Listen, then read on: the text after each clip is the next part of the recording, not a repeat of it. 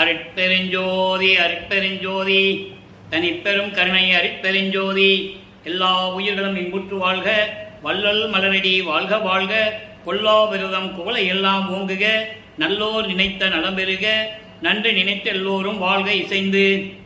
உலக மக்களே, அறிவார்ந்த அன்பர்களே, ஆண்மநேய ஒருமைப்பாடுடைய அன்பர்களே, அருட்பெருஞ்சோதி ஆண்டவருடைய திருவிளையாடல்களை பார்த்து கொண்டிருக்கிறோம். அருட்பெருஞ்சோதி ஆண்டவர் ஆதியும் அந்தமெல்லாம் தோன்றிய இறைவன், சுயமாக தோன்றிய இறைவன். அருட்பெருஞ்சோதி ஆண்டவர் இந்த பிரபஞ்சத்தை உருவாக்கி உலகங்களை படைத்து, அந்த உலகங்களுக்கு காக்கக்கூடிய பதத்தலைவர்களையும் படைத்து, அவங்களுக்கு தேவையான தொழிலையும் கொடுத்து, 5 தொழிலையும் கொடுத்து, படைத்தல், காத்தல், அழித்தல், மறைத்தல், அருளல் போன்ற 5 தொழில்களையும் கொடுத்து இந்த பிரபஞ்சத்தை இயக்கும்படி கட்டளையிட்டார்கள் அருட்பெருஞ்சோதி ஆண்டவர். இந்த நிகழ்வுகளை அருட்பெருஞ்சோதி அகவலிலே வல்லற்பமானவர்கள் நமக்கு அருளி இருக்கிறார்கள். சிருட்டி தலைவரை, சிருட்டி அண்டங்களை அருள்திறல் வகுத்த அருட்பெருஞ்சோதி, இப்படி 5 தொழில்களையும் செய்யக்கூடிய தலைவர்களுக்கு பாடல்களின் மூலமாக நமக்கு அருளி இருக்கிறார்கள் பிள்ளை பெருமானவர்கள். ஆக இந்த பிரபஞ்சத்தை உருவாக்கி உலகங்களை படைத்து, அந்த உலகங்களை செயல் வைக்கக்கூடிய பதத்தலைவர்களையும் படைத்து, அவங்களுக்கு தேவையான தொழிலையும் கொடுத்து இந்த பிரபஞ்சத்தை இயக்க வைத்தார்கள். இந்த 4 யுகங்களிலுமே, பிரபஞ்சம் தோன்றிய காலத்திலிருந்து தோன்றிய 4 யுகங்களிலுமே, கிரேத யுகம், திரேத யுகம், துபாவர யுகம், கலியுகம், இந்த 4 யுகங்களுக்கும் ஆயுள் காலம் உண்டு. அதே போன்று இந்த 4 யுகங்களிலும் தோன்றிய சமயங்கள், மார்க்கங்கள், மதங்கள், அவ்வகைகளுக்கும் ஆயுள் காலம் உண்டு. இதையெல்லாம் முடிவடைந்த நிலையில் கலியுகத்தினுடைய கடைசி இறுதியில், கடைசி கட்டத்தில், அதாவது 1823ஆம் ஆண்டு, கலியுகத்துக்கு 5000 வருடங்கள் தான். 1900 ஆண்டுகளில் கலியுகம் முடிகிறது. 1823ஆம் ஆண்டு அருட்பெருஞ்சோதி ஆண்டவர் தன்னுடைய திருவிளையாடலை தொடங்கி 30/1/1874 இரவு 12 மணி வரையிலும் அவருடைய திருவிளையாடல் நடந்து கொண்டிருக்கிறது. இந்த மார்க்கங்களெல்லாம் முடிந்த பிறகு உலக மக்களுக்கென்று ஒரு ஆன்மீக மார்க்கம் வேண்டும் என்பதற்காக சுத்த சன்மார்க்கத்தை அருட்பெருஞ்சோதி ஆண்டவர் நிறுவி அதை தன் மகன் கையில் ஒப்படைப்பதற்காக ஒரு ஆண்மகனை தன் அருளால் பெற்றெடுத்து செல்வப்பிள்ளை என்று பெயரிட்டு வளர்த்து கொண்டிருக்கிறார். தனது பிள்ளையை ஒரு தாயின் வழியாக உலகியலிலே இந்த பூலகிற்கு வருவிக்க செய்ய வேண்டும். காரணம், பிரம்மன், திருமால், ருத்திரன், மகேசனுடைய ஆயுட்காலம் முடிந்தவுடனே அந்த 4 தொழில்களையும் சேர்த்து, படைத்தல், காத்தல், அழித்தல், மறைத்தல் என்ற 4 தொழில்களையும் சேர்த்து 5வது தொழில் செய்து கொண்டிருந்த சதாசிவத்திடம் ஒப்படைக்கப்பட்டது. அப்போ அந்த சதாசிவத்துடைய ஆயுட்காலம் முடிவென்ற காலகட்டத்தில் 43,20,000 வருடங்களுடைய சதாசிவனுடைய ஆயுள் காலங்களில் 51 ஆண்டுகள் பாக்கி இருக்கிறது. இந்த 51 ஆண்டுகளுக்கு பிறகு இந்த பிரபஞ்சத்தை இயக்க ஒரு ஆள் வேணும். அதற்காகத்தான் தன்னுடைய அருளால் ஒரு ஆண்மகனை பெற்றெடுத்து செல்வப்பிள்ளை என்று பெயரிட்டு வளர்த்து கொண்டிருக்கிறார் அருட்பெருஞ்சோதி ஆண்டவர். இந்த நிலையில், ஆண்டுகள் நெருங்கிக் கொண்டிருக்கின்ற நிலையில், தன் மகனை இந்த உலகியலுக்கு அனுப்ப வேண்டும் என்பதற்காக சிதம்பரம் அருகில் இருக்கின்ற மருதூர் என்ற கிராமத்திலே வசித்துக் கொண்டிருந்த ராமையா பிள்ளை சின்னையம்மையர் என்ற சைவ குலத்தை சேர்ந்த, சைவ சமயத்தை சேர்ந்த அந்த தம்பதியர்களின் மூலியமாக, அவர்களின் மூலமாக தன் மகனை வருவிக்க செய்ய வேண்டும் என்பதற்காக தன்னை அந்த தாயின் வயிற்றிலே கருவாக வைத்து, அதற்கான காரணங்களை நம்ம நிறைய விளக்கங்கள் சொல்லிட்டோம். எப்படி அந்த தாயினுடைய கருவறையிலே வந்து அமர்ந்தார் என்பதையெல்லாம் நாம் கூறிவிட்டோம். இப்போ தாயின் கருவறையில் இருக்கும்போது, அந்த கருவறை இருட்டாக என்று நினைத்து கொண்டிருக்கும் போது அருட்பெருஞ்சாண்டவர் தன் மகனுக்கு ஒளிகாட்டியதையும், அதாவது வெளிச்சத்தை காட்டியதையும், தந்தையை பசிக்கிறதே என்று கருவறையில் இருந்து கூறும் பொழுது அங்கே சென்று அருளமுதம் ஊட்டியதையும், உடம்பு புழுக்கமாக இருக்கின்றதே, காற்று வரவில்லையே, மூச்சு திணறலாக இருக்கிறதே என்று கூறும்போது தன் மகனுக்கு அமுத காற்று வீசியதையும் எல்லாமே நம்ம பார்த்து விட்டோம். 5/10/1823ஆம் ஆண்டு நமது பிள்ளை பெருமானவர்கள் அந்த தாயின் கருவறையிலிருந்து இந்த பூலோகத்தை தொட்டார், வருவிக்க உற்றார். வருவிக்க உற்ற ஆண்டிலிருந்து என்ன நடந்தது, அந்த 1ஆம் ஆண்டிலிருந்து 8 ஆண்டுகளுக்குள் என்ன நடந்தது என்பதை பார்த்து கொண்டிருக்கிறோம். அதாவது இந்த 51 ஆண்டுகளை அருட்பெருஞ்சோதி ஆண்டவர் 1823 ஆண்டு தொடங்கிய திருவிளையாடல் 1874 ஆண்டு வரை தொடர்கிறது. அப்போ இந்த 51 ஆண்டுகள், இந்த 51 ஆண்டுகளை 8 ஆண்டுகளாக பிரித்து தனது மகனுக்கு அருளை கொடுத்து கொண்டிருக்கிறார் என்பதை பார்த்து கொண்டிருக்கிறோம். இப்போ ஒரு தாயின் கருவறையிலிருந்து இந்த பூலோகத்தை தொட்ட பொழுது அந்த ஆண்டிலிருந்து 8 ஆண்டுகளுக்குள் என்ன நடந்தது? 5 மாத குழந்தையாக நமது குழந்தை இறைவன் இருக்கும்போது, வருவிக்க உற்று 5 மாத குழந்தை, அவருக்கு வயது இல்லை இருக்கும்போது, மருதூர் பக்கத்திலே பின்னலூர் என்ற ஒரு கிராமத்திலே ராமலிங்கேஸ்வரர் என்ற ஒரு கோயில் இருக்கிறது. அதுதான் இந்த ராமையா பிள்ளைக்கும் சின்னையம்மையார்களுக்கும் குலதெய்வம். அங்கே போய் ராமலிங்கம் என்று பெயரிடுகிறார்கள். அங்கேயே முட்டை போட்டு காது குத்தி கடுக்கான போட்டாச்சு. பின்னாளில் அருட்பெருஞ்சாண்டவர் வந்து அந்த கடுக்கான திருடன் இடத்துல வந்து கலட்டினாரு. அந்த விளக்கத்தை நம்ம பின்னால் பார்க்க போகிறோம். அப்போ இதெல்லாம் செய்த பிறகு திருவிழாவிற்காக சிதம்பரத்திற்கு நமது குழந்தை இறைவனை அழைத்து செல்கிறார்கள். அங்கே எல்லோரும் நடராஜனை பார்த்து வணங்கி கொண்டிருக்கிறார்கள். ஆனால் இவர் சிலையே பார்த்து கொண்டிருக்கிறார். காரணம், எல்லாருமே பார்க்குறாங்க, இந்த குழந்தை என்ன இப்படி பார்த்துக்கிட்டு இருக்குது அப்படின்னு. அங்கே அருட்பெருஞ்சோதி ஆண்டவர், நல்லா கவனிக்கணும், சிவபெருமான் வேற, நடராஜன் வேற, அருட்பெருஞ்சோதி ஆண்டவர் வேற என்பதை தெல்ல தெளிவாக நாம் பார்த்து கொண்டிருக்கிறோம். அதாவது இவங்கெல்லாம் சைவ சமயத்தை சேர்ந்த தலைவர்கள், கர்த்தாக்கள் என்று கூட சொல்லலாம். அருட்பெருஞ்சோதி ஆண்டவர் தன் மகனுக்கு வெட்ட வெளியாக காட்டுகிறார். இவர் பார்த்துக்கிட்டே இருக்கிறாரு, வெட்ட வெளியாக காட்டுகிறார். எப்படி காட்டுகிறார் என்பதை பாடலிலே நமக்கு அருளி இருக்கிறார்கள். அதை தில்லை தளத்திடையே திரை தூக்க தரிசித்த போது, தெய்வகை மேல் காட்டாதே எந்தனக்கே வெளியாய் காட்டிய மெய்புறவாமை பொருளே. தெய்வகை மேல் காட்டாதே என்பது நகைகளை போட்டு பட்டாடுகளை உடுத்தி அலங்காரம் பண்ணி ஒரு உருவத்தோட காட்டாமல், அந்த உருவத்தை காட்டாமல் வெளியாய் காட்டிய அவருடைய வெளி, வெட்ட வெளிதான் சிதம்பர ரகசியம். அந்த சிதம்பர ரகசியத்தை தன் மகனுக்கு 5 மாத குழந்தையாக இருக்கும் போதே காட்டுகிறார். அதன் பிறகு அவருக்கு மறைப்பு நிலை ஏற்படுகிறது. தன் குழந்தைக்கு மறைப்பு நிலையை கொடுத்து விடுகிறார் அருட்பெருஞ்சோதி ஆண்டவர். அதன் பிறகு அவர்கள் குடும்பத்தோடு சென்னைக்கு சென்றபோது அங்கே என்ன நடந்தது? 8 ஆண்டுகளுக்குள் முதல் 8 என்ன நடந்தது? இவரை சிறு பருவத்திலேயே பள்ளிக்கூடத்தில் கொண்டு போய் சேர்க்கிறாங்க. படிக்க முடியாதுன்னு சொல்லிட்டார். படிக்க மனம் இல்லை. இயற்கையாகவே அவருடைய மனநிலை படிக்கின்ற நிலையில் அவர் இல்லை. யாரையும் குருவாக ஏற்றுக்கொள்ளக்கூடிய சூழ்நிலையில் அவர் இல்லை. எந்த ஆசிரியரையும் கல்வி கற்க வேண்டும் நிலையை அவர் தவிர்க்கிறார். ஏன்னா அவர் மனநிலை அப்படி இருக்கிறது. அப்போ இவர் ஒரு தனிமையை நாடுகிறார். தனிமையாக ஒரு இடம் வேணும் நாடுகிறார். அதுதான் சென்னையில் இருந்த கந்தகோட்டம் என்ற ஒரு இடம். அதாவது அங்கே வந்து முருகன் கோயில் இருக்கு. அங்கே போய் தங்கிக்கிறது. அங்கே வர்றவங்க யாராவது வந்தால், ராமலிங்கம் என்ன சும்மா நிற்கிறப்பா, ஏதாவது பாட்டு பாடு முருகனை பற்றி அப்படின்னு சொன்னால் முருகனை பற்றி பாடுறது. ஏன் பாடினாருன்றது பின்னால் அவர் சொல்கிறார். ஏன் பாடினாரு அப்படின்றத பின்னால் சொல்கிறாரு. அதை நம்ம பார்க்க போகிறோம். அது 5ஆம் திருமுறையை பார்க்க போகிறோம். 5ஆம் திருமுறை முழுவதுமாக நிலுவையில் இருக்கிறது. ஏன்னா அங்கே இறைவனுடைய திருவிளையாடல் எதுவும் கிடையாது. நல்லா புரிஞ்சுக்கணும். 5ஆம் திருமுறையில் இறைவனை பற்றி பாடுகிறார், முருகனை பற்றி பாடுகிறார், பிள்ளையாரை பற்றி பாடுகிறார், அம்மையாரை பற்றி பாடுகிறார். இதெல்லாம் நடக்குவாங்க. அதை நம்ம பின்னால் பார்ப்போம். அப்போ இவர் சொல்லும்போது ஏதாவது பாடு ராமலிங்கம் அப்படின்னு சொல்லும்போது முருகனை பற்றி பாடுகிறார்.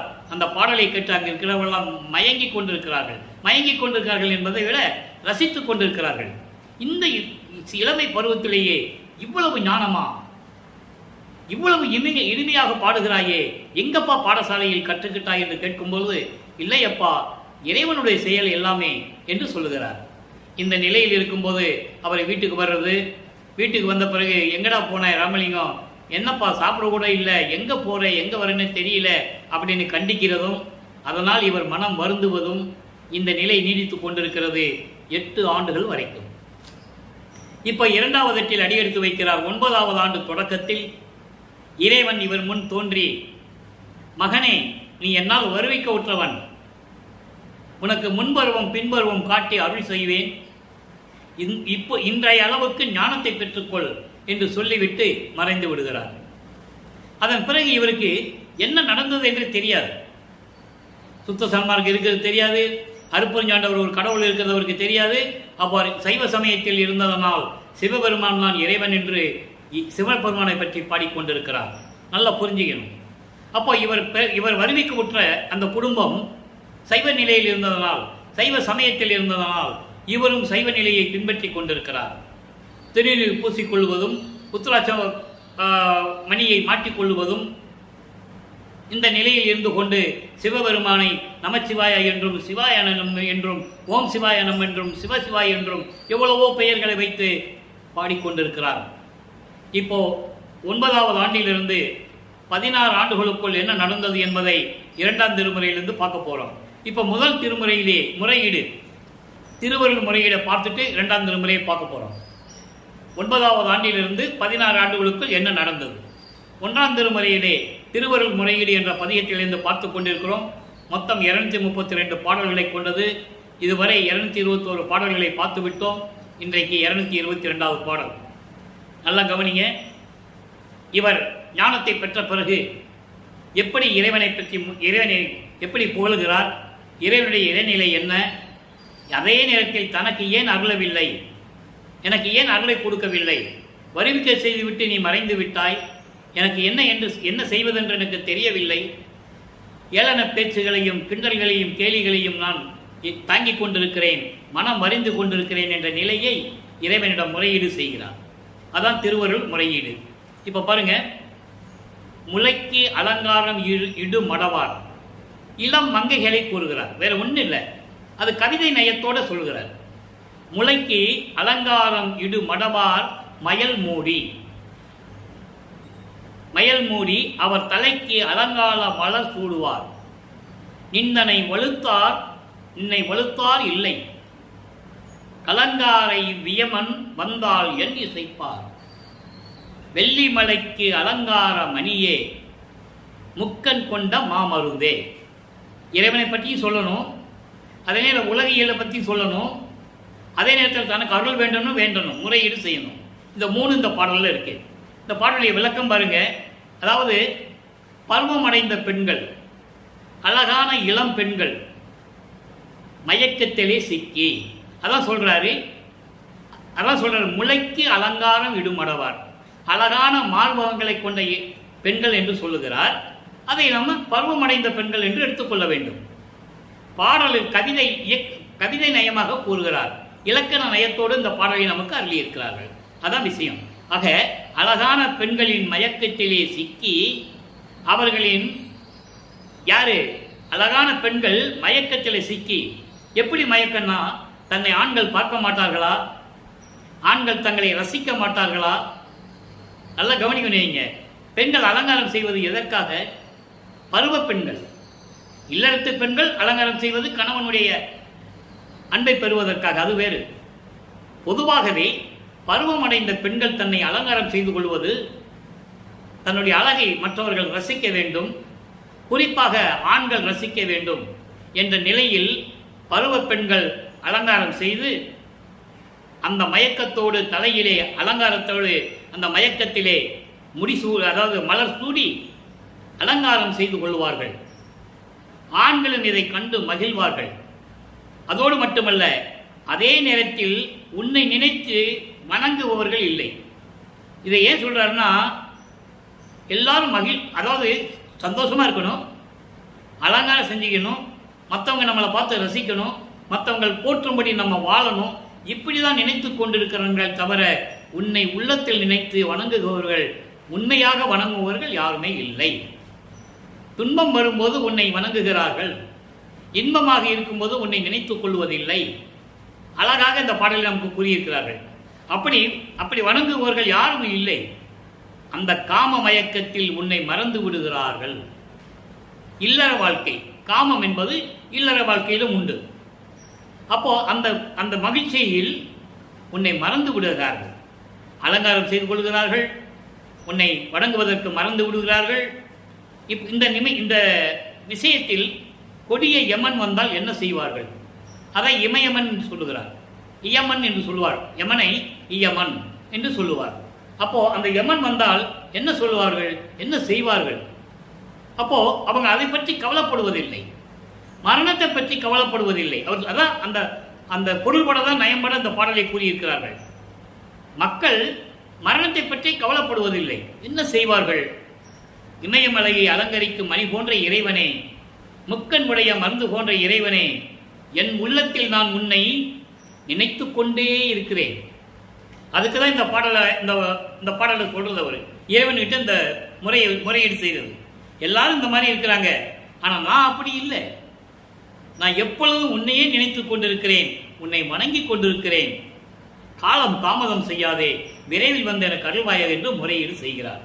இப்போ வல்லப்பமானவர்கள் 2வது 16 ஆண்டுகளுக்குள் இந்த மாதிரி இருக்கிறார். இப்போ 13வது ஆண்டு வருவிக்கவுற்ற 13வது ஆண்டில் ஞானம் பெற்ற பிறகு ஞானத்துடன் இறைவனை வழிபட வேண்டும் என்ற நிலையில் முதலாக சென்னையிலே ஏடுகணர் பகுதியிலிருந்து திருவொற்றியூர் செல்கிறார். தியாகராஜ பெருமானை வழிபட வேண்டும், எப்படியாவது அருளை பெற வேண்டும் என்ற நிலையில் அங்கே செல்கிறார். அங்கே அவர் செல்கிறார்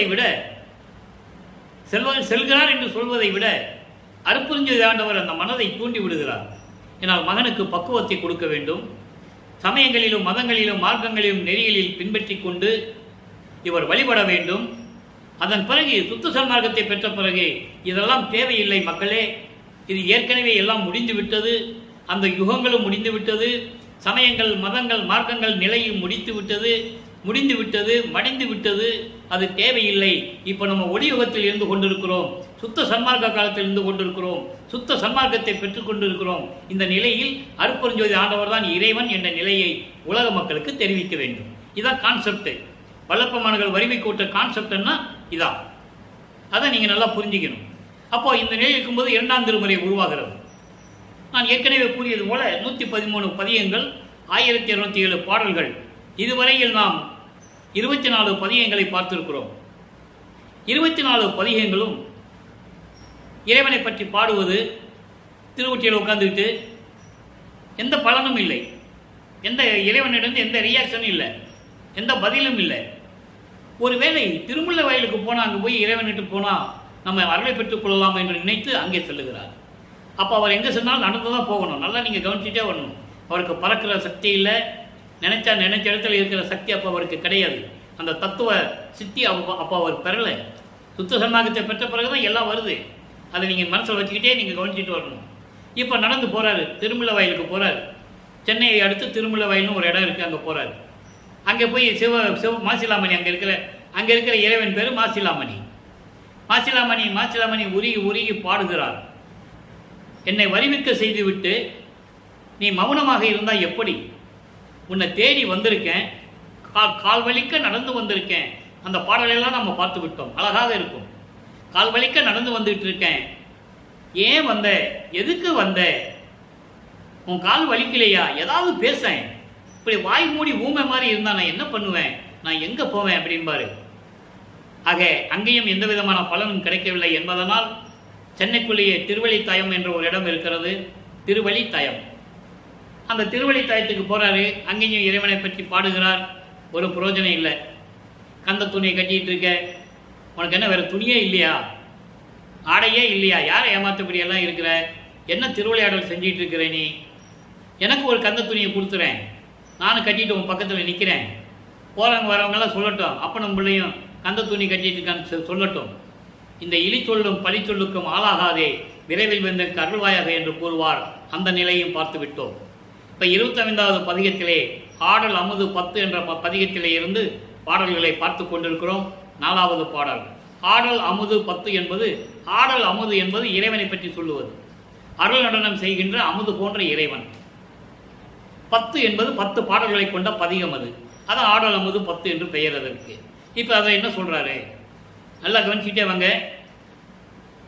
என்ன நான் சொல்லி நிறுத்தினும் நில்லாது, என்ன நான் சொல்லி நிறுத்தினும் நில்லாது ஏகுகின்றது இவ் ஏழையேன் மனம்தான். உன்னது இன்னருள் ஒரு சிறிது உண்டேல் ஒடுக்கி நிற்பானால் உண்மை, மற்றின்றேல் இன்னது என்று அறியாது மலையிருளில் இடர் கொள்வேன் அன்றி என் செய்வேன் சிவனே. இந்த 6 வரியும் ஒரே பொருள்பட உள்ளது. நல்லா முதலில் விளக்கத்தை சொல்லிடுறேன். அதாவது என்ன நான் சொல்லி நிறுத்தினாலும் இல்லாது. அதாவது இந்த ஏழையின் மனம் நான் என்ன சொன்னாலும் நிற்க மாட்டேன், நிற்காம அதாட்டு அலை வாய்ந்து சென்று கொண்டே இருக்கிறது. மனம் ஒரு நிலையில் இல்லை, மனம் ஒரு நிலையில் இல்லை. நான் என்ன பண்ணுவேன், நான் என்ன செய்வேன்? உன்னுடைய பேரின்பம் இன்னருள், உன்னுடைய பேரின்பம் ஒரு சிறிதளவு கிடைத்தால், ஒரு சிறிது உண்டேன் அருள், ஒரு சிறிதளவு கூட அருள் கிடைச்சி விட்டா ஒடுக்கி நிற்பானால் அடக்கி ஒடிக்க நிற்க வைப்பேன் இந்த மனதை. உன்னுடைய அருள் சிறிதளவு கிடைச்சா போதும், நான் மனசை அடக்கி ஒடுக்கி நில்லுன்னு சொல்லி நிற்க வச்சிருவேன், மனதை அடக்க வச்சிருவேன். ஆனால் அது இல்லாமல் இன்னது என்று அறியாது மலை இருளில் இடர்கொள்வேன். இன்னது என்று அறியாதல் அப்படின்னா எதுன்னு தெரியாம இந்த மலம் இருள் இருக்குதே. மலம் இருள் என்பது 5 வகை மலங்கள்: ஆணவம், கண்மம், மாயை, மாமாயை, துரோதை. இந்த 5 மலங்களில் சிக்கி நான் துன்பப்படுவேன், இடர்கொள்வேன், துன்பப்படுவேன். அன்றி நான் என்ன செய்ய முடியும்? சிவனே, உன்னுடைய அருள் இல்லைன்னா நான் என்ன செய்ய முடியும்? இந்த மனம் நான் சொல்றபடி கேட்க மாட்டேன். மனம் ஒரு குரங்கு மான் போல தாவி தாவி சென்று கொண்டிருக்கிறது. இந்த மனதை அடக்க வேண்டுமென்றால் உன்னுடைய அருள் சிறிதளவு இருந்தால் போதும், அந்த மனதை நான் அடக்கி விடுவேன். அப்படி நீ கொடுக்காவிட்டால் நான் மாயையில் சிக்கி 5 மலங்களில் சிக்கி துன்பப்படுவேன். சிவனே, நான் என்ன செய்வேன்? விரைவில் வந்து அருள்வாயாக என்று சொல்லுகிறார். அன்னது உன் செயல், அன்னது உன் செயல், ஒற்றியூர் அரசே, அம்பலத்தில் நின்று ஆடல் செய்யும் அமுதே. அதாவது அன்னது உன் செயல் என்பது எல்லாமே உன் செயல், என் செயல் ஒன்றும் இல்லை, எல்லாமே உன் செயல்தான். திருவொற்றியூரில் இருந்து கொண்டிருக்கின்ற சிவபெருமானே, தியாகராஜ பெருமானே, அம்பலத்திலே அருள்நடனம் செய்து கொண்டிருக்கின்ற இறைவனே, அமுது போன்ற இறைவனே, விரைவில் வந்து எனக்கு அருள்வாயாக என்று சொல்லி இந்த பாடலை நமக்கு அருளியிருக்கிறார்கள். ஆக அன்பர்களே, வல்லப்பெருமான் அவர்கள் வருவிக்க உற்று 16 ஆண்டுகள் வரைக்கும் இந்த நிலையில் இருந்து கொண்டிருக்கிறார். இறைவனை பற்றி போற்றி பாடுவது, அங்கே திருவொற்றியூருக்கு செல்லுவது, இந்த நிலைகளெல்லாம் நடந்து கொண்டிருக்கிறது. 16 ஆண்டுகள் வரைக்கும் இந்த நிலைதான் தொடர்கிறது. அதன் பிறகு 3வது எட்டில் அடியெடுத்து வைக்கிறார். 34. 17வது ஆண்டிலிருந்து 24 ஆண்டுகளுக்குள் என்ன நடந்தது, அந்த 8 ஆண்டுகளில் என்ன நடந்தது? நான் ஏற்கனவே கூறியது போல அன்பர்களே, இறைவனுடைய திருவிளையாடலை சொல்லும் பொழுது கதையாகவோ கற்பனையாகவோ சொன்னால் அது நல்லா இருக்காது. புராணங்களிலும் காவியங்களிலும் நடந்தது ஒன்று, விளக்கங்கள் ஒன்று, அதெல்லாம் சொல்லுவாங்க, நயம்பட சொல்லுவார்கள். ஆனால் திருவருட்பா அப்படி அல்ல. திருவருட்பா இறைவனால் அருளப்பட்டது, இறைவனே எழுதியது.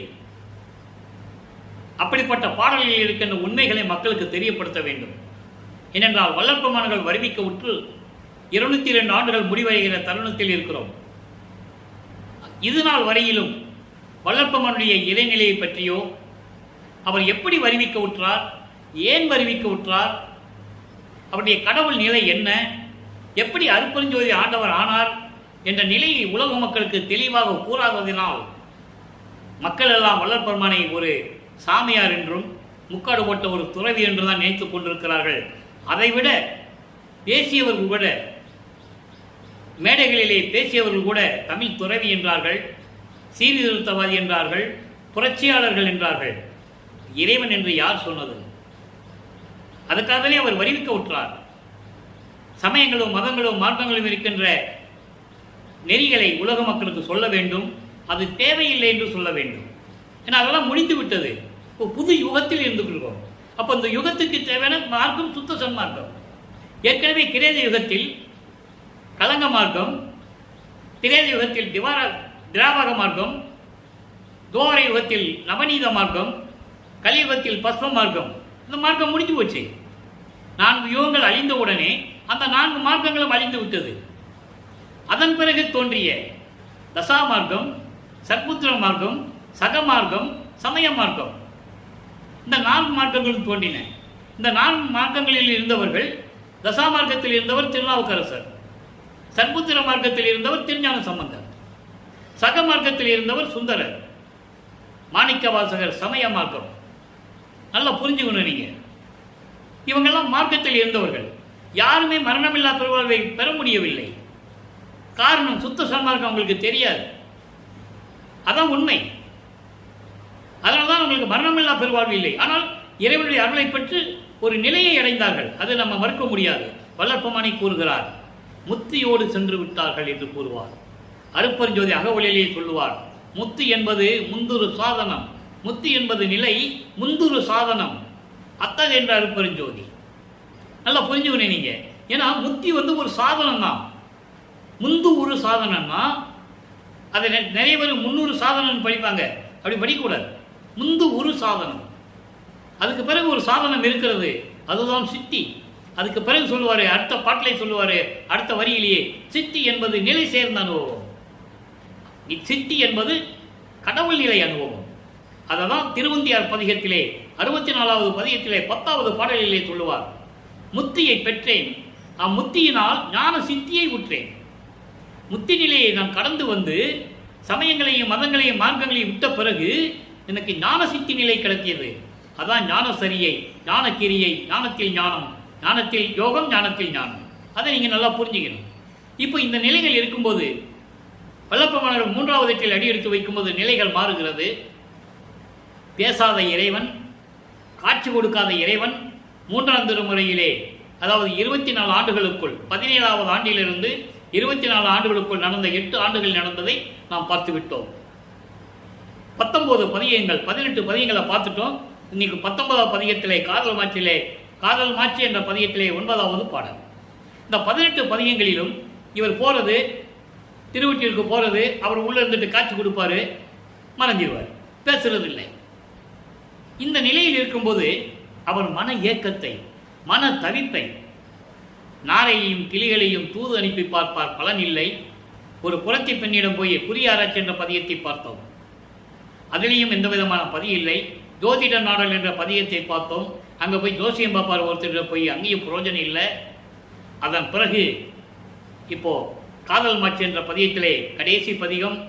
இங்கே தான் சிவபெருமான் இவரை பார்த்து, தியாகராஜ பெருமான் இவரை பார்த்து எப்படி தெருவழியாக ஓடுறாரு, இவர் பின்னால் ஓடி ஓட்டத்தை பிடிக்க முடியலன்னு எப்படி சொல்கிறாருன்றதை பார்த்துக்கிட்டு இருக்கோம். இன்னைக்கு 9வது பாடல். தில்லை உடையார் திருவொற்றி தியாகரவர் பவனிதனை கல்லை உருக்கி காண வந்தால். தில்லையில் இருக்கின்றவர் ஆதி காலத்தில் எல்லாம் உண்டு. சிவபெருமான் தில்லையிலேயே அங்கே இருந்திருக்கிறார், மதுரையில் இருந்திருக்கிறார். அவர் எங்கெங்கே திருவிளையாடல் செஞ்சாரோ அங்கெல்லாம் இருந்திருக்கிறார். தில்லையில் இருந்த இறைவன் இப்போ திருவொற்றியூரில் இருக்கின்ற இறைவன். திருவொற்றியூருக்கு இறைவன் எப்போ வந்தார்? சுந்தரன் கூப்பிட்டு வந்தார். அங்கே பரமநாச்சியாரை கல்யாணம் பண்ணிட்டு பரமநாச்சியாரை அங்கே விட்டுட்டு, நான் சென்னைக்கு போகிறேன் சிவனே, என் கூட வா அப்படின்னு கூப்பிட்டாரு. நீ மட்டும் போயிட்டு வாப்பா அப்படின்னு அவர் சொல்கிறாரு. அப்படிலாம் கிடையாது, நீ இல்லாமல் நான் இருக்க முடியாது. ஏன்னா சகமார்க்கத்தில் இருந்தவர், தோழமையாக இருந்தவர், இறைவனுக்கு தோழனாக இருந்தவர். அவர் சொல்கிறது இவர் கேட்டு தான் ஆகணும். நான் பிச்சை எடுக்க மாட்டேன், எனக்கு கேவலமாக இருக்கு, நீ பிச்சை எடுத்து கொடுன்னு சொன்னாள் சுந்தரன். இன்தொண்டர் பசியார கச்சூரின் மனைகோரும் இறக்க நடை கொள்ளும் பதம். இவர் தான் போய் பிச்சை எடுத்துகிட்டு வந்து அவருக்கு சோறு கொடுக்கணும். ஏன்னா இவர் பரமநாச்சியாரை காதலிச்சுட்டாரு சுந்தரன். அப்போ இவர் பெண் கேட்டு போறாரு. பரமநாச்சியார் அப்பா கொடுக்க முடியாட்டார். நீ ஒரு பிச்சைக்காரன், பிச்சை எடுத்து தின்னுட்டு இருக்க, என்கிட்ட வந்து பொண்ணு கேட்குறேன்ட்டார். உடனே சிவபெருமான தூது அனுப்புறார். எழில் பறவை இசைய ஆரூர் மருகின் அருள் கொண்டு ராம் முழுவதும் உழவும் பதம். அவர் சொன்னால் இவர் செஞ்சுதான் ஆகணும். சிவபெருமான் காலத்தின் கட்டாயம், நல்லா புரிஞ்சுக்கணும் நீங்கள். அதுக்கப்புறம் இறைவனிடம் தண்டனை பெற்று குருடனாகி அப்புறம் கண்ணை பெற்று கொண்டு போனார், அது வேற விஷயம். அந்த குள்ள போனார், நிறைய பேச வேண்டியிருக்கும். இது ஏன் சொல்கிறேன்னா, இந்த சமயங்களும் மதங்களும் மார்க்கங்களும் அழிகின்ற நேரத்தில் உலக மக்கள் சுத்த சன்மார்க்கத்தில் இருக்க வேண்டும் என்பதற்காகத்தான் வல்லற்பெருமான் வருவிக்க விட்டார். இப்போ இவர் தியாகராஜ பெருமான் ஓடுறார், தெருவழியாக ஓடுறாரு. எப்படி? கரணம் நமது கறந்து ரவி பல்லை இருத்தார். நல்லா கவனிக்கணும். சூரியன் பல்ல உடைச்சவர்னு யாராவது நீங்கள் கேள்விப்பட்டீங்களா?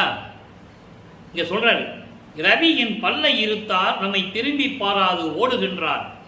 நாம் ஒல்லை ஓடினாலும் அவர் ஓட்டம் பிடிக்க ஒண்ணாதே.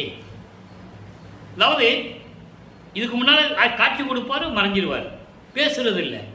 இப்போ காட்சி கொடுத்து இவர் பார்த்துக்கிட்டே இருக்கிறாரு. தெருவில் நிற்கிறாரு. அங்கேருந்து பவனி வர்றதுக்கு தேர் நிற்குது.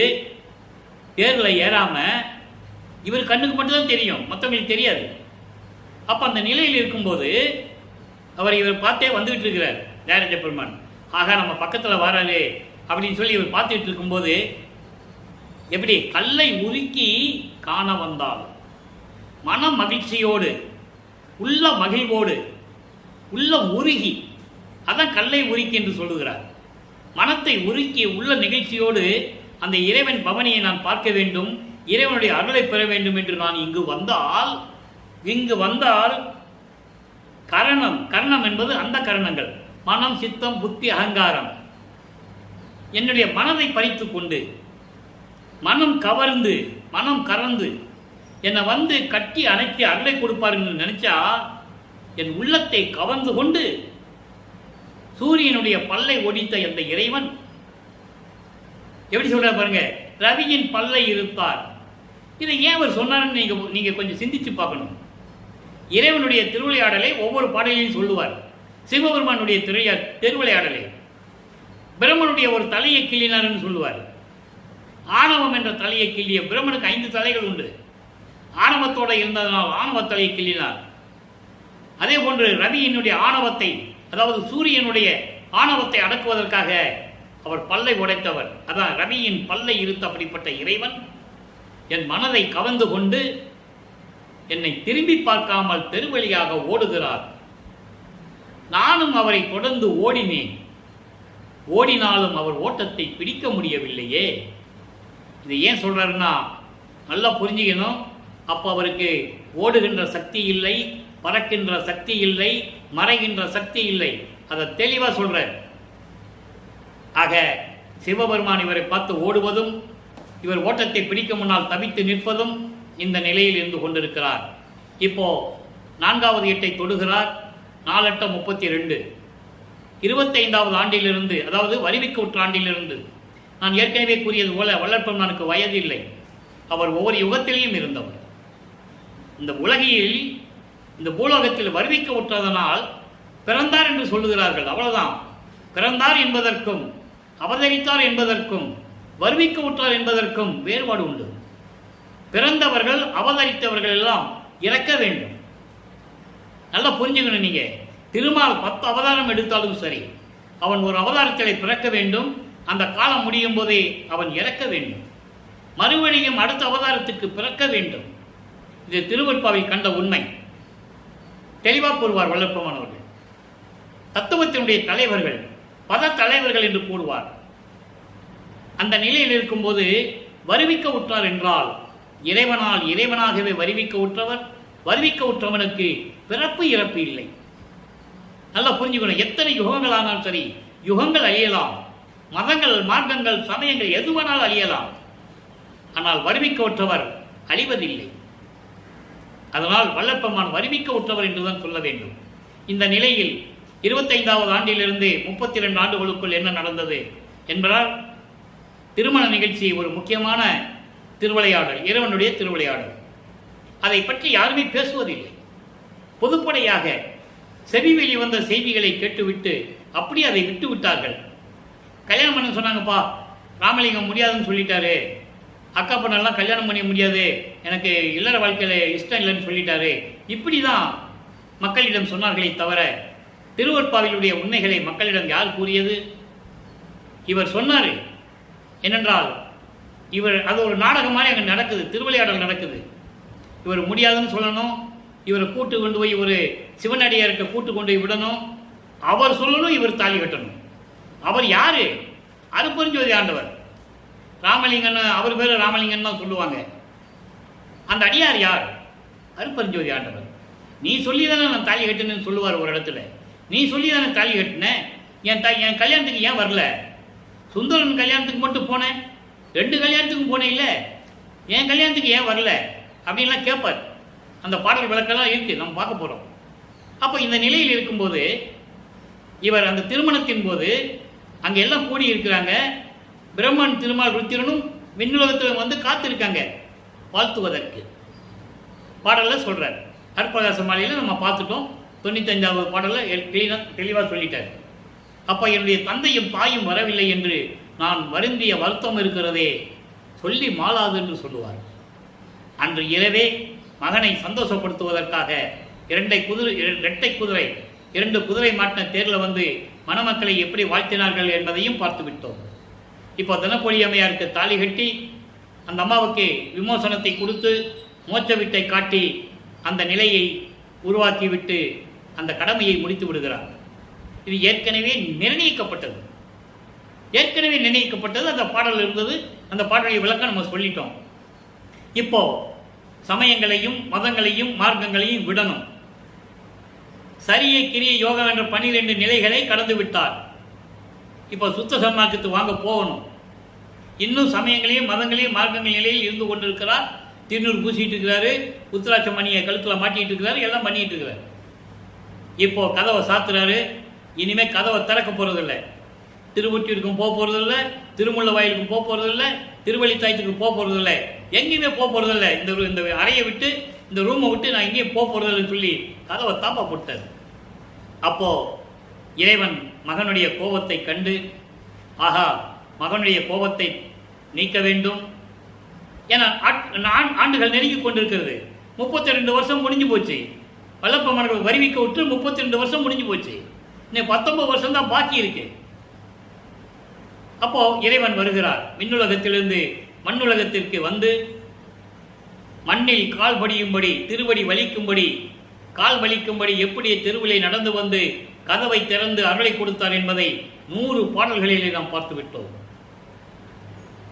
அதன் பிறகு அருள்களெல்லாம் பெற்ற பிறகு, மகனை நீ விண்ணுலகத்திற்கு வா, சுத்த சன்மார்க்கத்தை கொடுக்க வேண்டும் என்று சொல்ல, இவரும் பற்றுகளை துறந்து வெள்ளாடை அணிந்து முக்காடு போட்டு எல்லாம் ரெடியாகிறது. இப்போ வல்லப்பமானவர்கள் 5வது எட்டில் இருந்து கொண்டிருந்தார்கள். 33வது ஆண்டிலிருந்து 40 ஆண்டுகளுக்குள் என்ன நடந்தது என்பதை நாம் தெளிவாக பார்த்து விட்டோம். அதனுடைய சுருக்கம், அங்கே இருந்து தத்துவங்களை கடந்து, அண்டங்களை கடந்து, சரியை கிரிய யோகம் என்ற 12 நிலைகளையும் விட்டுவிட்டு நேரே சுத்த சிவஞான வழிக்கு சென்று கொண்டிருக்கிறார், பறந்து கொண்டிருக்கிறார். நினைத்த இடத்தில் இருக்கின்ற சக்தியை அவர் பெற்றுவிட்டார், தத்துவ சித்தின் பேருக்கு. இந்த நிலையில் இருக்கும்போது அங்கே மகனை வரவேற்று அருட்பெருஞ்சாண்டவர் அங்கே இருக்கின்ற சத்தியஞான சபையிலே சிங்காசனத்திலே அமர வைத்து, மகனை நல்லாடை உடுத்தி அணிகளெல்லாம் அணிந்து மங்கள நீராடி மங்கள கோலத்துடன் வருவாயாக, உனக்கு மணிமடி சூட்ட வேண்டும் என்று சொல்லி மகனை அலங்கரித்து சிங்காசனத்திலே அமர வைத்து மணிமுடியும் சூட்டி உலகறிய, வானவர்கள் அறிய பறைசாட்டுகிறார்.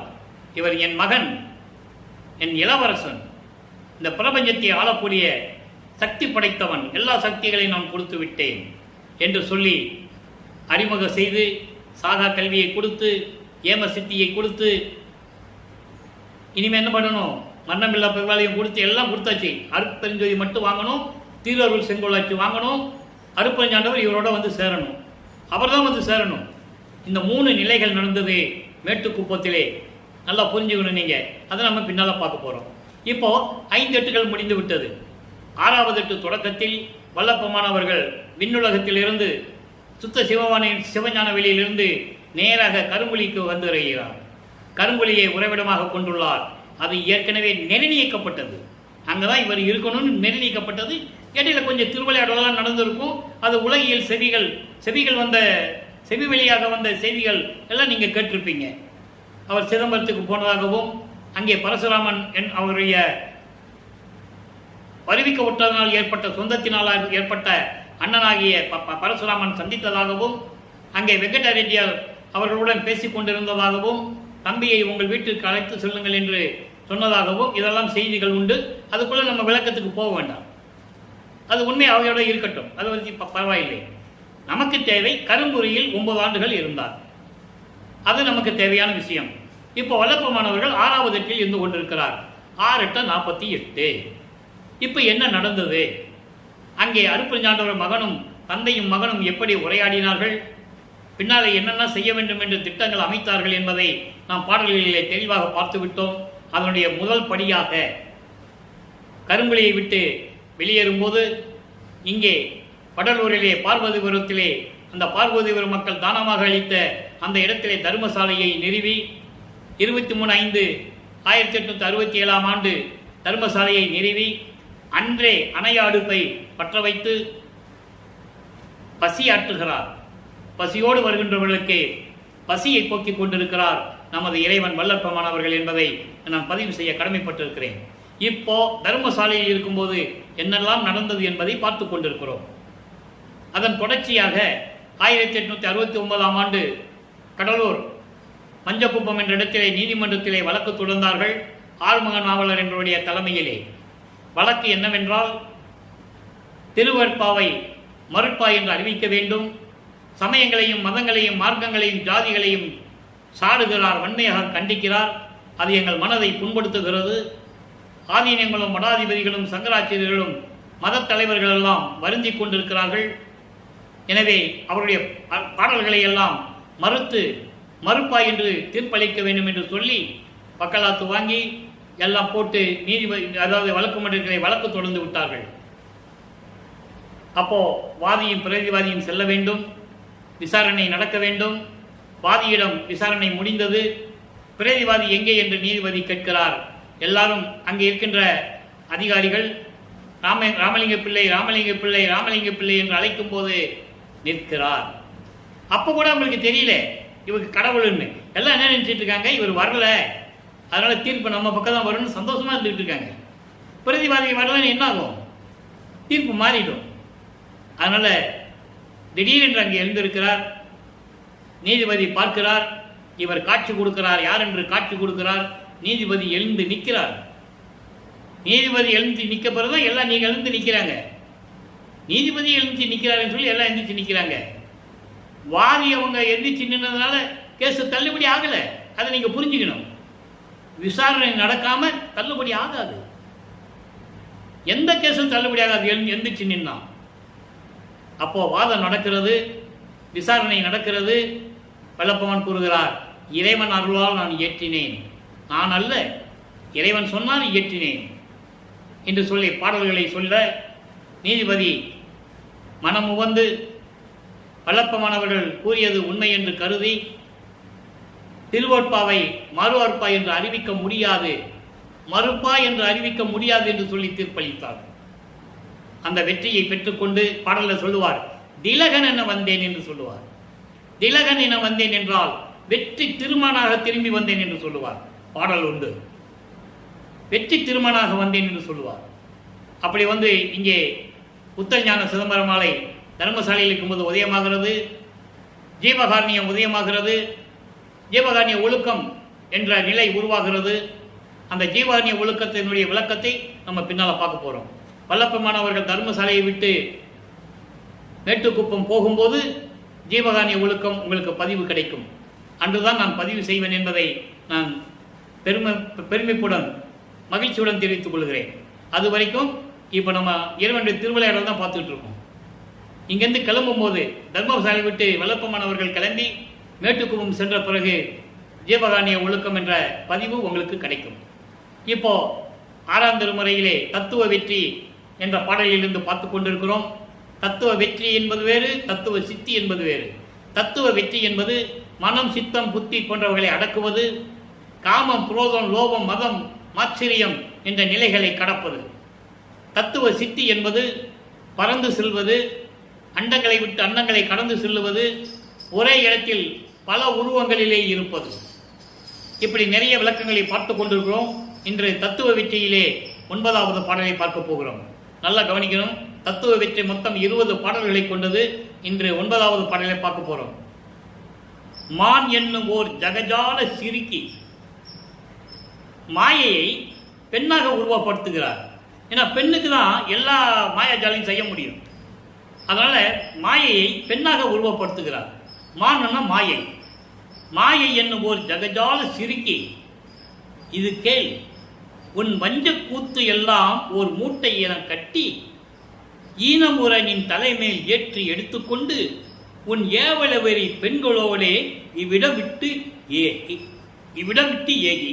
இந்த 4 வரைக்கும் விளங்க சொல்றேன், அப்புறம் 4 வரைக்கும். மாயை என்னும் ஒன்று செண்டால சிரிக்கியே, உன்னுடைய இந்த வஞ்சக சேட்டை எல்லாம் இருக்குல்ல, வஞ்சக சேட்டையெல்லாம் ஒரு மூட்டையாக கட்டி உன் தலை மேலே வச்சுக்கிட்டு உன் கூட்டாளிங்க இருக்கிறாங்களே பெண்கள், ஏவல்புரி பெண்கள், யாரு? குரோதம், காமம், மோகம் தான் இப்போ சொல்கிறார். மாயை, மோகம், மதம், மாச்சரியம், இவங்களெல்லாம் நீ எடுத்துக்கிட்டு மூட்டை கட்டி மொத்தமாக சொல்கிறாரு. உன் கூட இருப்பாங்களே அந்த பெண்கள், அந்த சிரிக்கைகளையெல்லாம் மூட்டை கட்டி ஒன்றா எடுத்துக்கிட்டு காணடைந்து காட்டுக்குள்ளே போயிடணும். யார் இல்லாத காட்டுக்குள்ளே போய் மனம் அடங்கி பிழைச்சிப்போம். கருத்து அடங்கி பிழைத்துடு, நீ மனம் அடங்கி பிழைச்சிப்போ. இல்லையே கணத்தில் உன்னை மாய்ப்பேன், ஒரு நிமிஷத்தில் உன்னை எரிச்சு சாம்பலாக்கிடுவேன். உன் கூட்டத்தோட உன் கணத்தோடு கண்டாய், உன் கூட்டத்தோட காமம், குரோதம், லோபம், மோகம், மதம், மாச்சரியம் எல்லாம் இருக்கே, அந்த கூட்டத்தோட எல்லாரையும் சேர்த்து உன்னையும் சேர்த்து எரிச்சிடுவேன். பேசாம காட்டுக்குள்ள போயிடு. மனம் அடங்கி இருக்கணும், அங்கேயே திரும்பி இங்கே வரக்கூடாது. ஏன் கேட்குறியா? என்னை யாருன்னு கேட்குறியா? நீ ஏன் என்று கேட்கிறாயா? ஏன் என்னை நீ அறியாயோ? ஏன் கேட்குறியா? என்னை யாருன்னு உனக்கு தெரியாதா? சிற்றவையில் நடம் செய்யும் இறைவன் அருப்பெருஞ்சோதிக்கு இனிய பிள்ளை நான். திருச்சிற்றம்பலத்திலே அருணனம் செய்து கொண்டு திருவிளையாடல் செய்து கொண்டிருக்கின்றாரே அருப்பெருஞ்சோதி ஆண்டவர், அவருக்கு செல்ல பிள்ளை, இனிய பிள்ளை, அன்பு பிள்ளை நான். முதல்ல அதை நீ தெரிஞ்சுக்கோ. மூட்டை கட்டிட்டு எல்லாம் கிளம்பி போயிட்டே இருங்க, யாரும் இங்கே இருக்கக்கூடாது. இது தத்துவ வெற்றி.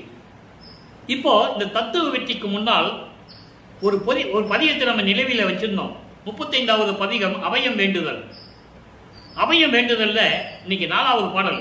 3 பாடல் ஏற்கனவே விளக்கம் சொல்லியிருந்தேன். இன்னைக்கு 4வது பாடல். ஓராண்டுக்கு பிறகு அந்த பாடல் வருது. காரணம், அந்த கருத்து வரும்போது கனெக்டிவிட்டி இருக்கணும். இங்க மாயையை எப்படி சொல்றாரு? மூட்டை கட்டி ஓடி போன்னு சொல்றாரு. அதற்கு முன்னால் இறைவன் எப்படி வேண்டுனார்னு சொல்லணும்ல. நல்லா இந்த கான்செப்டை புரிஞ்சுக்கணும். நீங்க மூட்டை கட்டிட்டு காம குரோதம் எல்லாம் ஆட்கள் எல்லாம் வச்சுக்கிட்டு மூட்டை கட்டிட்டு ஓடி போயிரு, இல்லைன்னா உன்னை சாம்பலாக்கிடுவேன்னு சொல்றாருல. அதற்கு முன்னால் இப்ப ஜெயிச்சிட்டாரு. அதற்கு முன்னால் சொன்ன இறைவன்கிட்ட எப்படி வேண்டாம்னு சொல்லணும்ல. அபயம் வேண்டுதல்ன்ற பதிகம் 35வது பதிகத்தில் இன்னைக்கு 4வது பாடல். மருளும் துயரும் தவிரும்படி என் மனம் மன்றிடை நீ வருவாய். எப்படி சொல்றா பாருங்க. இறைவன் வந்துட்டா இதெல்லாம் ஓடி போகும். அதனாலதான் இந்த பாடலை, அந்த பதியத்தை இப்ப சொல்றேன் நான் உங்களுக்கு. இது ஏற்கனவே நிலவையில் இருக்கிறது. இப்படி நிறைய பதியங்கள் இருக்கு. நடராஜ பாதை மாலை இருக்கு, சர்க்குருமணி மாலை இருக்கு, அனுபவ மாலை இருக்கு, இதெல்லாம் நிறைய இருக்கு. நம்ம அப்பப்போ சொல்லுவோம். மருளும்னா மயக்கம், மாயைகள், துயரம் தவிரும்படி என் மனமண்டிலை நீ வருவாய். என் உள்ளத்துல வந்துடு. உள்ளத்துல வந்துட்டா இந்த மாயங்கள்லாம் ஓடி போகும், மூட்டை கட்டிட்டு ஓடிடும். அதான் தத்துவ வெற்றியில சொல்றேன். நீ என்கிட்ட வந்துடு, நீ வருவாய், வர வேண்டும். அப்போ இருளும் பவமும் பெறும் வஞ்சக நெஞ்சினன் என்று இகழாலே. நீ வந்துடணும். வராம என்னுடைய அறியாமையையும் பாவங்களையெல்லாம் வஞ்சக மனசுல வச்சுக்கிட்டு இவன் இருக்கிறான் அப்படின்னு நினைக்கக்கூடாது. அதெல்லாம் நினைக்கக்கூடாது. என்னை இகழ்ச்சியா நினைக்கக்கூடாது. இகழேல் என்று சொல்லுகிறார். இவன் ஒரு வஞ்சகன், அறியாமையில் இருக்கின்றான் என்ற நிலையை நீ என்னை பற்றி நினைக்கக்கூடாது. நீ வரணும். வந்துவிட்டால் வெருளும், அடுத்து சொல்றாரு, வெருளும் கொடும் வெம் புலையும் கொலையும் விடுமாறு அருள்வாய். எப்படி அருமையா சொல்ற பாருங்க. அதாவது வெருளும் என்றால் இந்த துன்பமும் மாயையும் கொடிய செயல்களும் கொலை வெறி, உயிர்களை கொலை செய்கின்ற அந்த எண்ணங்கள் இருக்கிறதே, அதையெல்லாம் நீக்கும்படி நீ எனக்கு அருள வேண்டும், அருள வேண்டும். அருளும் பொருளும் தெருளும் தருவாய். அருளும் அருள் செல்வங்களும் அருள் பக்குவமும் நீ கண்டிப்பா தருவாய். அபயம் அபயம் அபயம், இறைவா அபயம் அபயம் அபயம் என்று சொல்லி வேண்டுகிறார். அதான் அபயம் வேண்டுதல். வேண்டின பிறகுதான் இந்த தத்துவ வெற்றி அவருக்கு கிடைக்கும். அந்த கான்செப்டை நீங்க புரிஞ்சுக்கணும். 35வது பதிகத்திலே அபயம் வேண்டுதல் என்ற அந்த பாடலுடைய நிறைவு விளக்கம் தத்துவ வெற்றி. அதை மட்டும் நீங்க நினைச்சிட்டா போதும். இப்போ எல்லாத்தையும் மூட்டை கட்டி ஓடி போயின்னு சொல்லியாச்சு, அதுவும் ஓடி போயாச்சு, தத்துவ வெற்றி அடைஞ்சாச்சு. அதுக்கப்புறம் உலகப்பேர் என்ற பதிகம் 109வது பதிகம். நல்லா கவனிக்கணும். அதுக்கு முன்னால ஒரு பதிகம் இருக்கு, சுத்த சிவநிலை. அந்த சிவநிலையில் என்ன சொல்றார் பாருங்க, 34வது பாடல். சக்தியெல்லாம் கொண்ட தனி தந்தை நடராயன். இங்க நடராயன் சொன்ன உடனே நான் ஏற்கனவே சொல்லியிருக்கேன், உடனே சிதம்பரத்துக்கு ஞாபகம் போயிடக்கூடாது. நடராஜனை பற்றி சொல்றாரு, நடராஜனை பற்றி சொல்றாரு சொல்லக்கூடாது. நடராயன், நடராயன் என்றால் சிதம்பரத்தில் இருக்கிற நடராஜனை நீங்க எப்படி பார்த்துருப்பீங்க? வலது கால ஊனி இடது கால தூக்கி இருக்கும், அது நடராஜன். அவன் சைவ சமயத்தை சேர்ந்தவர், சைவ சமயத்தை சேர்ந்த தலைவர்கள். இங்க நடராயன் யாருன்னா அருட்பெருஞ்சோதி. இடது காலை ஊன்றி வலது காலை தூக்கி நடனமாடி காட்டியவர் தன் மகனுக்கு. அதான் ஆடும் சேவடி. ஆடுகின்ற சேவடிக்கே ஆளானை மலாத யாக்கை பெற்றேன் என்று சொல்லுவார். அதனால்தான் நான் மரணமில்லா பெருவலு இந்த உடலை பெற்றேன் என்று சொல்லுவார். மலாத யாக்கை பெற்றேன் என்று சொல்லுவார். யாக்கை என்றால் உடல், அழியாத உடலை பெற்றேன் என்று சொல்லுவார். அதான் ஆடுகின்ற சேவடி.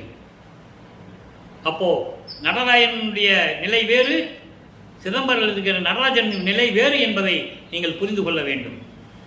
அப்படி சித்தியெல்லாம் கொண்ட என்னுடைய தனித்தந்தை, தனித்தந்தைன்னு சொல்ற பாருங்க, ஏன் தந்தைன்னு சொல்லல, தனித்தந்தை, சுத்த சன்மார்க்கத்தினுடைய தலைவன், என் தனி தந்தை, சுயமாக தோன்றிய இறைவன். நடராஜன் சுயமாக தோன்றியவன் அல்ல, ஆதிய மந்தமில்லா இறைவன் அல்ல. அதை நீங்கள் தெளிவாக புரிந்து கொள்ள வேண்டும்.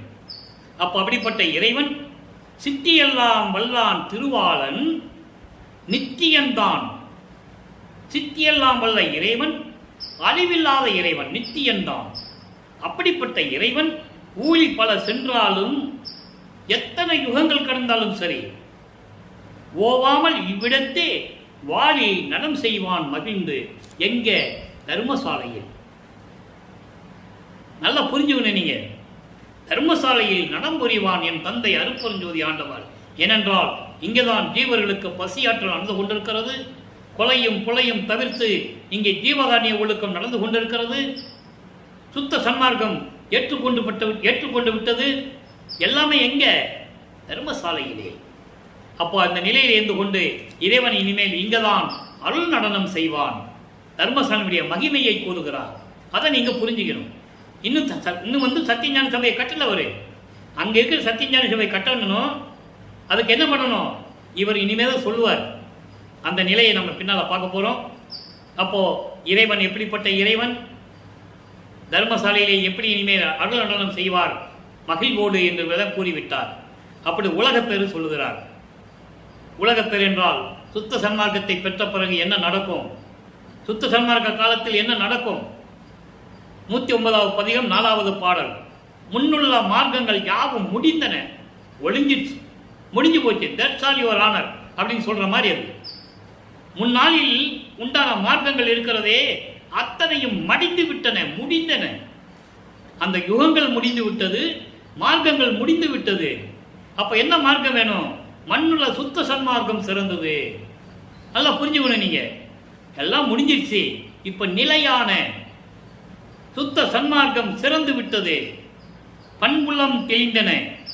பண் உள்ளங்கள், பல வகையான உள்ளங்கள், கருத்து வேறுபாடுகள் பட்ட உள்ளங்கள், முரண்பாடோடு உள்ள உள்ளங்கள், சமயம் மதங்கள் மார்க்கங்களுடைய உள்ளங்கள் படித்த மனிதர்களுடைய உள்ளங்கள் எல்லாம் தெளிந்து விட்டது. அதான் பண் உள்ளம் தெளிந்தது என்றுகிறார். அதனால புரிஞ்சுக்கணும் நீங்க. அப்போ சுத்த சன்மார்க்கம் சிறந்தது, உள்ளங்கள் எல்லாம் தெளிந்து விட்டது, பதி நடனம் ஓங்கின. இறைவனுடைய அருள் நடனம் சிறப்பாக நடந்து கொண்டிருக்கிறது.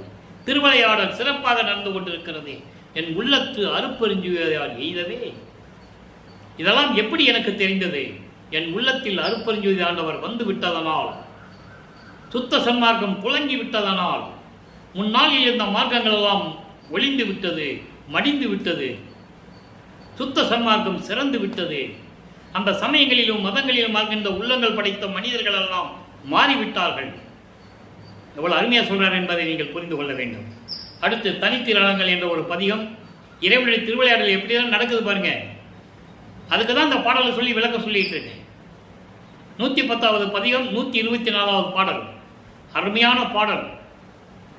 நாட்பாரில் அன்பரெல்லாம் நல்குக என்று ஏத்தி நிற்ப ஆட்பாரில் அன்போர் அணுத்துணையும் இல்லற்கே நீட்பாயருள் அமுதம் நீ கொடுத்தாய் நின்னை இங்கே கேட்பார் இல்லை என்று கீழ் மேலது ஆக்கினையே. இது பாடல். இந்த பாடலை விளக்கம் பாருங்க.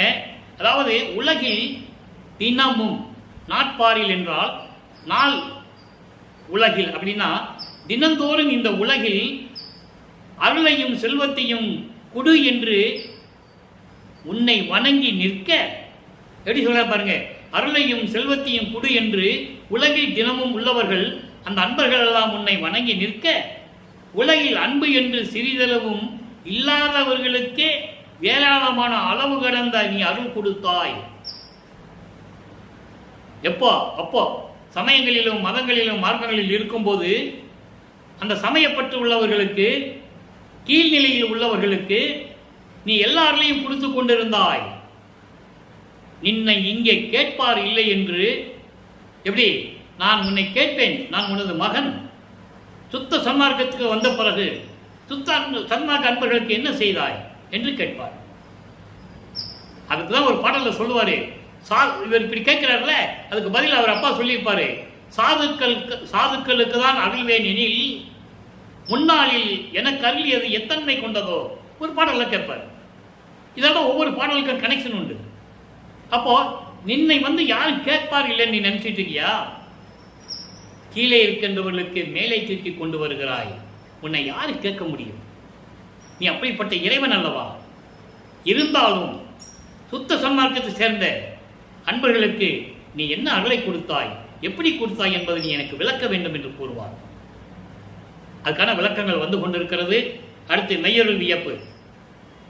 நல்லா கவனிங்க. 62வது பாடல். அந்த விளக்கத்தை சொல்லணும்ல, இவர் பெற்றதை போல மற்றவர்களுக்கு சொல்லுவார். அதாவது எப்படி நான் கடந்து வந்தேன் அது போல சுத்த சன்மார்க்கத்தை பெற்ற அன்பர்களுக்கும் இதே நிலை உருவாகும், யாரும் பயப்பட வேண்டாம்னு சொல்லுவார். காம கடலை கடந்து வெகுளி கடலை நீந்தினேன். சமயங்களையும் மதங்களையும் மார்க்கங்களையும் பற்றுக் கொண்டிருந்த போது காமம் என்னும் கடலை கடந்து, வெகுளி என்றால் சினம், கோபம், கோபக்கடலை நீந்தினேன். கடிய மயக்க கடலை தாண்டி, கடிய மயக்கம் என மோகம், காமம், குரோதம். முதல்ல காமத்தை சொல்லிட்டாரு, குரோதம் தான் சினம், சினத்தை சொல்லிட்டாரு, பின்னால மோகத்தை சொல்றாரு. கொடிய மயக்க கடலை தாண்டி அடியை ஏந்தினேன், உன் திருவடியை நான் ஏந்தினேன். சேம பொதுவில் நலம் கண்டு எனது சிறுமை நீங்கினேன். சேம பொது என்பது அதாவது உயிர் நேயம் உள்ள உயிர்களுக்கு பாதுகாப்பான இடமான சத்தியஞான சபையிலே அருள் நடனம் செய்து கொண்டிருந்த உனது நடனத்தை கண்டு என்னுடைய சிறுமையெல்லாம் நீக்கிவிட்டேன். சிற்றம்பலத்து நடம் கண்டு உவந்து மிகவும் ஓங்கினேன். திருச்சிற்றம்பலத்திலே உனது அருள் நடனத்தை கண்டு மனமகிழ்ந்து நின்று கொண்டிருக்கிறேன் என்று கூறுகிறார். அடுத்து அம்பலவாணர் வருகை என்ற ஒரு பதிகம். அதை 113வது பதிகத்திலே 31வது பாடல், 32வது பாடல்.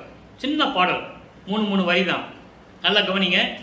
இணை ஒன்றும் இல்லா இணை அடி என் தலை ஏற வைத்தீர் இங்கு வாரீர், இறுதி ஈர் இங்கு வாரீர். ஈன்று ஆளும், நல்ல கவனிக்கணும், ஈன்று ஆளும் எந்தையும் என் குருவும் எனக்கு இன்பமும் ஆயினீர் வாரீர், அன்பருக்கு அன்பரே வாரீர். இறைவனை கூப்பிடுறார். எப்படி? அதாவது ஒரு காலத்தில் உன்னுடைய திருவடிகளை என் தலைமையில் வைத்து ஆசீர்வாதம் செய்தீர். அந்த பாடல் விளக்கத்தில் நம்ம ஏற்கனவே பதியங்களை பார்த்துட்டோம். இவர் திண்ணையில் படுத்திருக்கிறாரு. எதிர்த்தரப்பில் அற்புதஞாண்டவர் இவர் தலைமையில திருவடியை வைப்பார். அவர் எடுத்து தட்டி கீழே விடுவார். இந்த திருவிளையாடலாம் நடக்கும். அதெல்லாம் நம்ம பார்த்துட்டோம். அப்படி உன்னுடைய திருவடிகளை, 2 திருவடிகளையும் என் தலைமையில் வைத்து ஆசீர்வாதம் செய்தீரே, இப்போ இங்கே பூலோகத்துக்கு வாங்க, விண்ணுலகத்தில் என்ன பண்ணிட்டு இருக்கீங்கன்னு கேட்பாரு. அந்த பாடலை முந்தா நாள் பார்த்தோம். அங்கே என்ன பண்ணிட்டு இருக்கிற, இங்கே வா, இங்கேருந்து மகன், இங்கே நான் இருக்கேன், இங்கே கூப்பிட்டுட்டு இருக்கேன், இங்கே வர்றதில்லை அப்படின்னு கூப்பிடுவார். அப்போ இறுதியிலே வாரீர். இறுதியிலேன்னா முடிவு இல்லாதவர், அந்தம் இல்லாதவர். அதான் சொல்றாரு, ஆதியும் அந்தமில்லா அருட்பெருஞ்சோதி. இறுதி இல்லாதவர், அழிவில்லாதவர், முடிவில்லாதவர், சுயமாக தோன்றியவர். அப்படிப்பட்ட இறைவனே வாருங்கள் என்று சொல்லுகிறார். அடுத்த பாடல் பாருங்க. ஈன்று ஆளும், ஈன்று ஆளும்.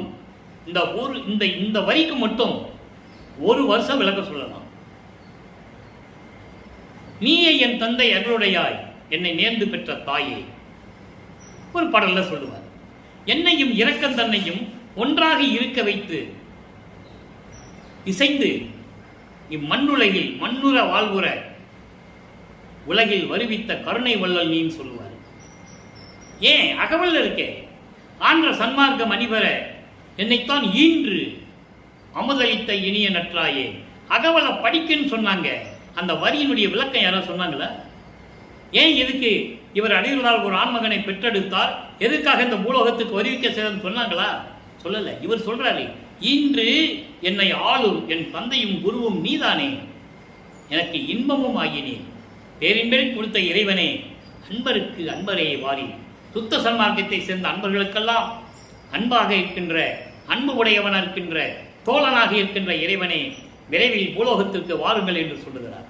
ஆக அன்பர்களே, இன்று நாம் பார்த்த திருவிளையாடலுடைய பதிவில் பொருள் அடக்கம் எல்லாம், பொருள் விளக்கம் எல்லாம் உங்களுக்கு விளங்கி இருக்கும் என்று நான் கருதுகிறேன்.